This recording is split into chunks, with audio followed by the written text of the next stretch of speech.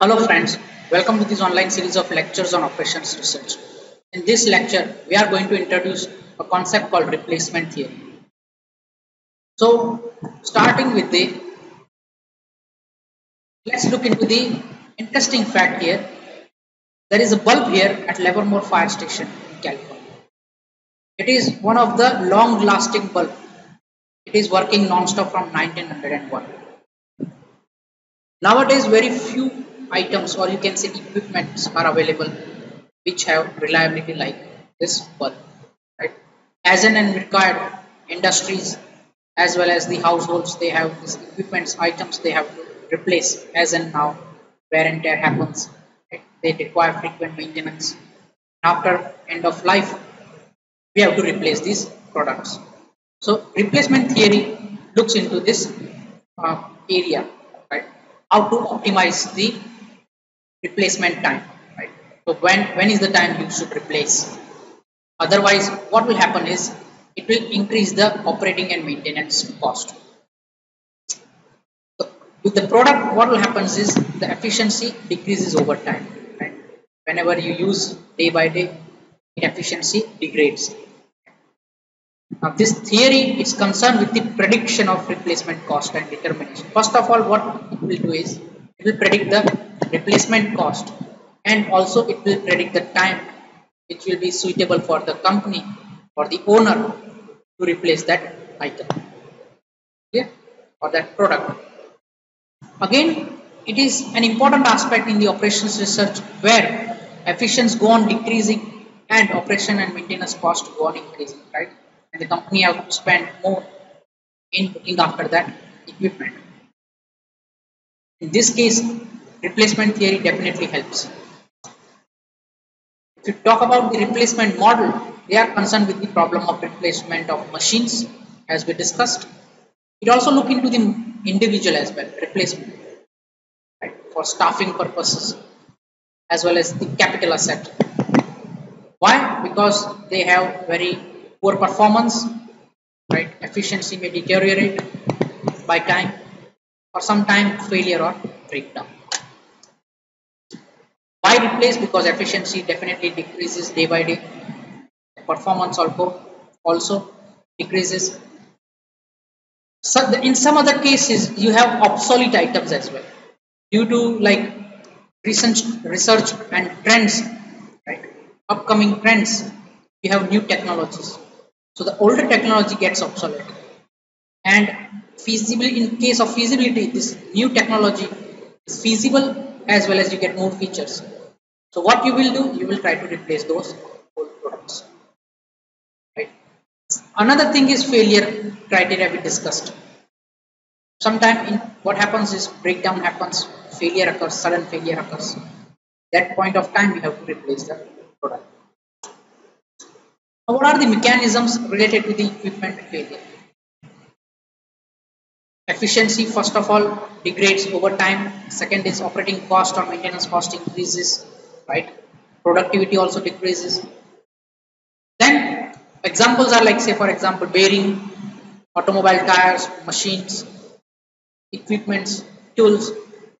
They all have this reducing efficiency by usage.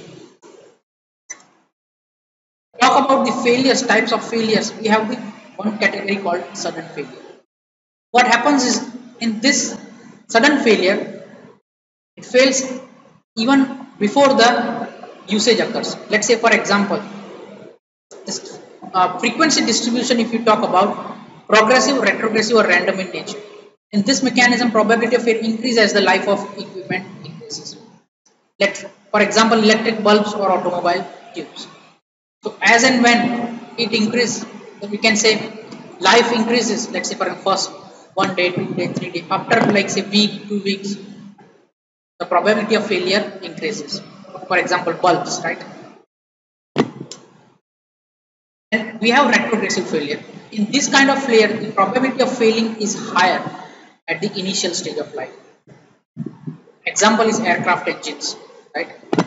The capability to survive at the beginning is very low, but it enhances once it works consistently within the environment.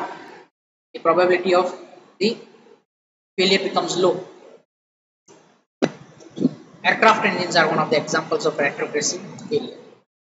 Random failures are the category of failures where it is there is no such indications. If you talk about, they are random, the causes are random. For example, transistors, burnout cases, electronic components, right?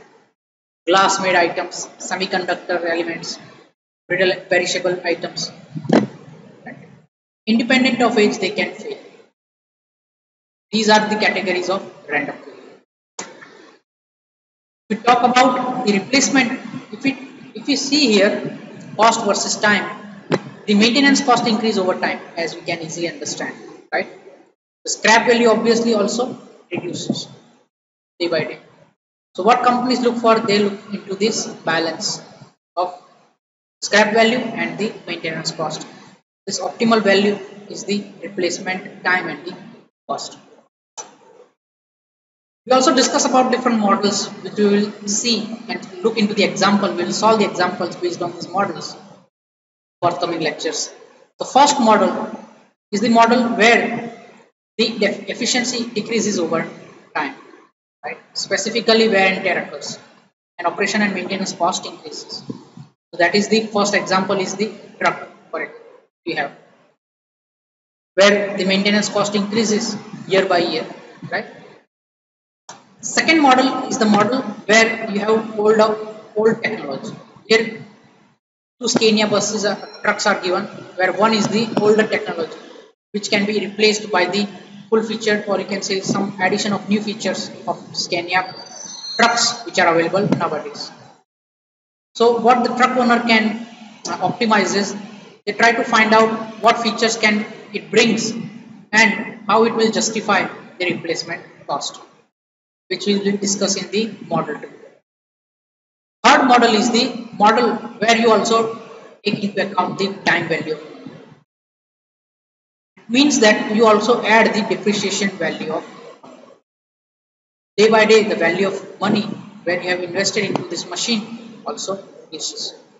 So we also take into account that time value of money in the model 3. Example is the lathe machine. Final model, fourth model is the model which have the individual or group replacement policies. There are cases where, for example, bulbs installed in a factory, for example, 1000 bulbs are there. To replace all of them sometimes individually, sometimes proves are costly for the company. Otherwise, what the company can do is they can replace them in a group, and when each and every bulb is burn out, or you can say defective, they can easily replace them as and when required. So these two policies the companies look into, individual replacement and group replacement, and they try to find out which policy is better for them for the replacement of these kind of items. So in this way we have discussed different models. We started with the introduction to the replacement theory. Why companies replace their products or equipments. We also looked into the definition where replacement not only is limited to the machinery, we also looked into the staffing, right, employees, as well as the capital assets. We also looked into the benefits companies derive and the models based on the replacement theory. We will solve the examples in next lectures based on these models. Thank you.